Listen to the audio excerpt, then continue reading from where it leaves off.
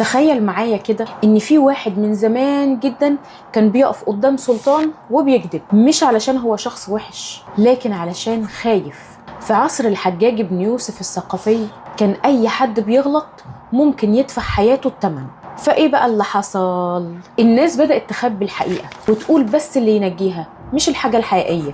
الكذب ساعتها ما كانش ضعف اخلاق، ده كان وسيلة نجاة. وهنا بقى يجي السؤال المهم، هو احنا في الزمن ده مختلفين قوي عنهم؟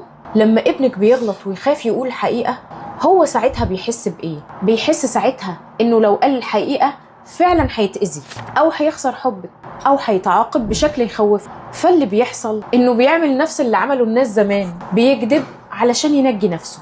الموضوع مش إن الطفل اتعلم الكذب، الموضوع إن الطفل اتعلم إن الصراحة مش شيء آمن. وعلشان كده بتلاقي أطفال قدامك شكلهم مؤدب جدا بس من وراء أهاليهم حاجة تانية خالص، مش لأنهم وحشين، لأنهم خايفين. فالفرق الحقيقي مش إنك تمنعي الكذب، الفرق إن لما يجي ابنك يقولك على الحقيقة تحسسيه بالأمان.